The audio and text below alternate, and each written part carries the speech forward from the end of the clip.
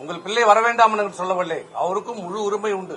வரட்டும், நேரடியா வரட்டும், அரசியல் வரட்டும், பணியாற்றட்டும், சேவை செய்யட்டும், வளரட்டும். அதில் யாரும் எந்த மாற்று கருத்து இல்லை. ஆனால் இப்படிப்பட்ட ஏன் நாடகம் டிராமாவை ஏற்படுத்திக் கொண்டிருக்கிறார்கள். இந்த ஏக்கம் இன்றைக்கு படு தோல்விக்கு காரணம் பணம், பதவி, வெறி. ஆகவே இது எல்லாம் உணர்ந்து கொள்ள வேண்டும். இப்போதும் சொல்லுகிறோம் பொதுச் செயலாளரும், நீங்கள் தான் பொதுச் செயலாளர். குறைகள் இருக்கலாம், எங்கள் பக்கத்திலும் குறைகள் இருக்கலாம். குறை நிறை இல்லாத மனிதர்களே கிடையாது.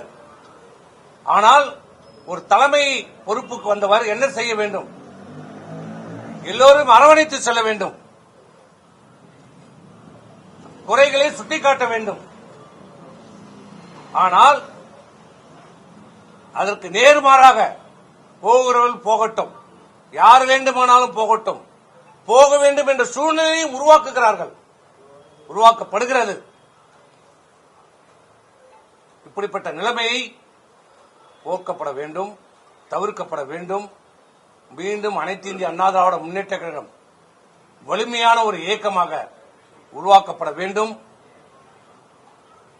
மக்கள் மத்தியிலே நம்பிக்கையை உருவாக்க வேண்டும். கட்சியினுடைய தொண்டர்கள் மத்தியிலே ஒரு நம்பிக்கையை உருவாக்க வேண்டும். அதற்கு நீங்கள் எல்லாரையும் அரவணைத்து செல்லுங்கள்.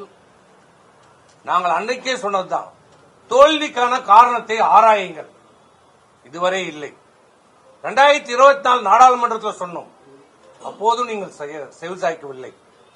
இப்போதாலும் சொல்கிறோம், கூட்டத்தை கூட்டுங்கள், பொதுக்குழுவை கூட்டுங்கள், உங்கள் விருப்பப்படியே ஒரு தேதியில கூட்டுங்கள். ஆனால் அதற்கு முன்பு பொதுக்குழுவை கூட கூட்ட காலதாமதமானால் செயற்குழுவையாவது கூட்டுங்கள். கட்சியினுடைய செயற்குழுவை கூட்டுங்கள். ஆண்டுக்கு 2 முறை கூட்டப்பட வேண்டும். இந்த ஆண்டு ஆரம்பித்து இது 6வது மாசம் போயிட்டு இருக்கு. செயற்குழு கூட்டம் ஆண்டுக்கு 2 முறை கூட்டப்பட வேண்டும். அந்த செயற்குழு கூட்டத்தையாவது கூட்டுங்கள். எல்லோரையும் அழையுங்கள், அழைத்து அதில் விவாதியுங்கள். ஏன், என்ன காரணம், என்ன நடவடிக்கை எடுக்க வேண்டும், இது சீர் செய்வதற்கு என்ன செய்ய வேண்டும் என்பதை விவாதியுங்கள், விவாதம் செய்யுங்கள்.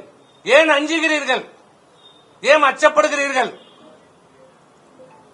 ஒரு ஜனநாயக நாட்டிலே, ஒரு இயக்கத்திலே மாற்றுக்கட்டு இருக்கதான் செய்யும். அதை ஏற்றுக்கொள்கிற தலைவர் தான் ஒரு சிறந்த தலைவர்.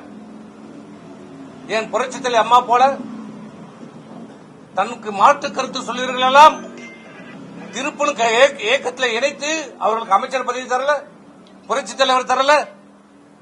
இயக்கம் வெற்றி பெற வேண்டும் என்பதற்காக மாண்புமிகு அம்மா 96 இந்த இயக்கம் மிகப்பெரிய தோல்வி அடைந்தது. வெற்றி பெற வைப்ப அந்த தோல்விக்கு நானே பொறுப்பு, இந்த தோல்விக்கு நானே பொறுப்பு, இந்த தோல்விக்கு நானே பொறுப்புன்னு ஒரு தலைவருக்குரிய தகுதியோடு தந்த தோல்வி ஏற்றுக்கொண்ட தலைவர் அம்மா. ஆனால் இத்தனை தொடர் தோல்விக்கும் இன்று வரை யாருமே பொறுப்பேற்கவில்லை, ஏற்க மறுக்கிறார். தோல்வி என்று சொல்வதற்கு கூட மனம் வரவில்லை. ஆனால் அன்றைக்கு அம்மா என்ன சொன்னாங்க, நானே பொறுப்பு, மீண்டும் எம்ஜிஆர் ஆட்சியை நிறுவேன் என்று சபதம் எடுத்தாங்க. 2 வருஷம்.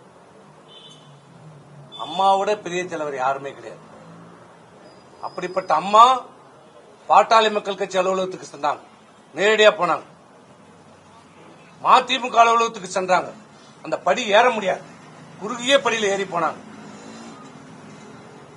ஜி.கே. மூப்பனார் அவர்களை போய் சந்திச்சாங்க, பாரதிய ஜனதா கட்சியை போய் சந்திச்சாங்க, எல்லா காங்கிரஸ் போய் சந்திச்சாங்க. எல்லா கட்சி வீட்டுக்கு தானே நேரடியாக போய் சந்தித்து அவர்கள் எல்லாம் ஒரு மிகப்பெரிய கூட்டணி வைத்து 2 ஆண்டுல மிகப்பெரிய ஒரு வெற்றியை பெற்று தந்த தலைவர் புரட்சி தலைவர் அம்மா. எப்படி முடிந்தது? வெற்றி பெறணும், அதற்கு என்னெல்லாம் தேவையோ இறங்கி போகணும். இன்னும் அதே கௌரவத்தோடு 98 நான் முதலமைச்சராக இருந்தேன், 99 நான் முதலமைச்சராக இருந்தேன், அதே நிலப்பாட்டில் இருந்தா இன்னைக்கு நிலைமை என்ன? அடிக்கிற காத்துல அம்மியே பறக்குது. இன்னைக்கு மம்தா பானர்ஜி நிலைமை என்ன பாத்தீங்கல்ல? உங்க நிலைமை என்ன ஆயிருக்கும்? 2 நாள் அன்றைக்கு சரியா இருந்தது. உங்க நிலைமை என்ன? நிலைமை இன்னும் ஒண்ணும் மாறல. கனவு உலகத்தில் இருக்காதீங்க, வெளியில வாங்க, உண்மையை உணருங்க, உணர்ந்து செயல்படுங்க, இந்த இயக்கத்தை காப்பாத்துங்க, அண்ணா திமுகவை காப்பாத்துங்க. மீண்டும் சொல்றோம், எல்லோரையும் அழைங்க, வருகிறோம், கலந்து பேசுங்க, நடவடிக்கை எடுங்க, திருத்துங்க, சரியான பாதைக்கு கொண்டு செல்வதற்கான வழிமுறைகளை கலந்து பேசி முடிவெடுங்க. கூட்டத்தை கூட்டுங்க. ஏன் தயங்குறீங்க? நாங்க என்ன விரோதிகளா, பகைகிறவங்களா? ஏற்கனவே நம்ம எல்லாம் சாதாரண ரூம்ல பேசிக்கலையா? மாற்று கருத்தை பேசிக்கலையா? பேசுனது இல்லையா? பிறகு நீங்க சொன்ன கருத்தை நாங்க ஏத்துக்கணும் போனது இல்லையா? போயிருக்கிறோம்ல. இந்த 8 வருஷமா அதான நடந்திருக்கிறது. ஒவ்வொரு முறையும் உங்களிடம் நாங்கள் மாற்று கருத்தை சொல்லுவோம், இது சரியில்லை சரியில்லைன்னு. பிறகு கடைசியா நீங்க எது சொன்னாலும் சரி எங்களை சமாதானப்படுத்தி நீங்க சொன்ன கருத்தை நாங்க ஏத்துன்னு தானே போயிருக்கிறோம். இனி வரைக்கும் போனோம். நீங்க எப்ப திமுகவோட போகணும்னு சொன்ன உடனேதான் அந்த கருத்து, பிறகு இதுக்கு மேல் உடன்பட முடியாது என்றுதான் நாங்க வெளியே வந்தோம். உங்க கருத்துக்கு உடன்படல. அதை தவிர்த்து இந்த 8 ஆண்டு காலம் நீங்க சொன்ன அனைத்து கருத்தையும் நாங்க ஏற்றிருக்கிறோம், செயல்படுத்தி இருக்கிறோம். அந்த பாவத்துக்கு தான் இன்னைக்கு நாங்க அனுபவிக்கிறோம். இப்போதும் சொல்ற, காலம் கையை விட்டு போல. இன்னமும் கொஞ்சம் சொச்சம் மக்கள் நம்ம மீது நம்பிக்கை வச்சிருக்கிறாங்க. தொண்டர்கள் எதிர்பார்ப்போடு இருக்கிறாங்க. அந்த நம்பிக்கையை உங்களுடைய ஈகோவால, சில பேருடைய தவறான வழிகாட்டுதல இந்த இயக்கத்தை புரட்சித் தலைவர் எம்ஜிஆர் ஆரம்பித்த, நீதி கேட்டு ஆரம்பித்த இந்த இயக்கத்தை, அம்மாவால் கட்டி காப்பாற்றப்பட்ட இந்த இயக்கத்தை காப்பாற்றுங்கள். எங்களுடைய ஒரே கோரிக்கை காப்பாற்றப்பட வேண்டும். கூட்டத்தை கூட்டுங்கள். இல்லை என்றால் நாங்கள் சில காலம் பொறுப்போம். எங்களுக்கு என்ன வழிமுறைகள் என்று எங்களுக்கும் தெரியும். எங்களை அந்த நிலைக்கு நீங்கள் தள்ளாதீர்கள். வேண்டுகோளா வைக்கிறோம். பொதுச்செயலாளர் என்ற முறையில் உங்களுக்கு கோரிக்கை வைக்கிறோம். இந்த இயக்கத்தை காப்பாற்றுங்கள்.